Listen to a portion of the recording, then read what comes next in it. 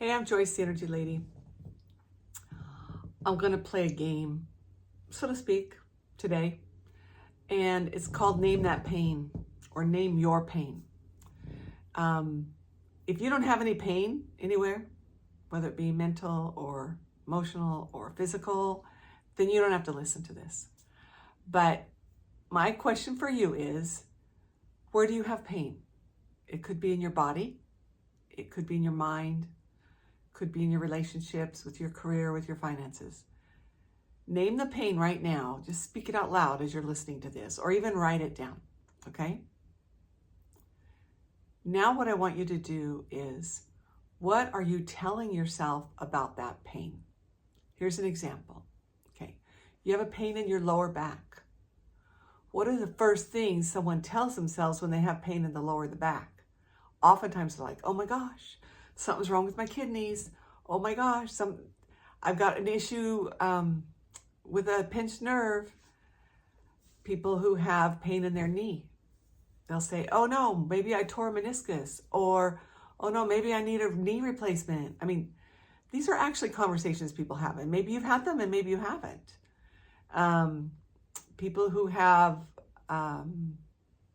pain in their chest, they immediately think it's a heart attack. Anxiety is number one.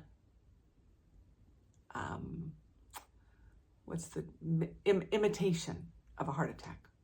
I've had multiple friends who work in the emergency rooms who said they send 97% of the people who come in with heart attacks symptoms, they send them home because it's anxiety. So when you name the pain you're experiencing and then what you're saying about that pain, you're creating more pain. You're looking for symptoms. If you have some mental and emotional pain, some relationship pain, and somebody has said, oh, you're married to a narcissist, or oh, you're a bipolar, then what are you going to look for? You're going to look for all those symptoms. You're going to start searching and researching what those are because someone named that, or you named it because you've done some research. So the reason I share this is because I see this all the time.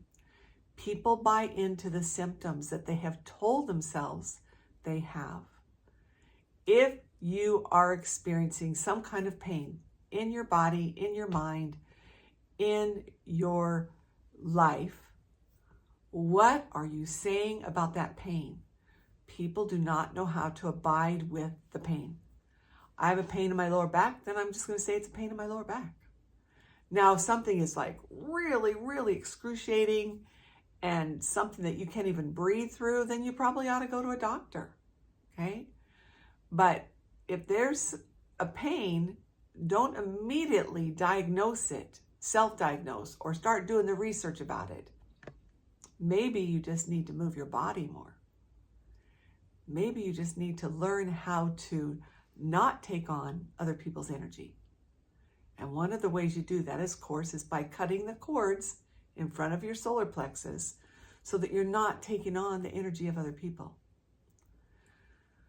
So the pains that you're experiencing could be amplified by what you're saying about them. And that's what's creating more suffering for you than the actual pain. You're creating more suffering by naming that pain or giving it a name or researching what it could possibly be, as opposed to maybe I need to eat differently or move my body or clean my energy, and that pain would not be there otherwise. Also, forgiveness. I always got to bring that in because, I oftentimes will get a pain when there's a pain in my neck when I took offense at something somebody did. If somebody has bothered me that I took offense at, my neck starts hurting. I call it the pain in the neck. And that's my sign. It's my sign to me, my body's way of saying to me, you got to say some forgivenesses here because you took offense at something, and whether it was intended or not, it doesn't matter. I have to do the forgivenesses so that I'm not taking the pain on my body. So I hope this was helpful. And you've written some of those things down and see what you're saying about your pain. And if you have questions and you want to have a conversation with me about this, please book a free consult with me on my website. And let's talk about how I can help you with this. Okay? Have a good one.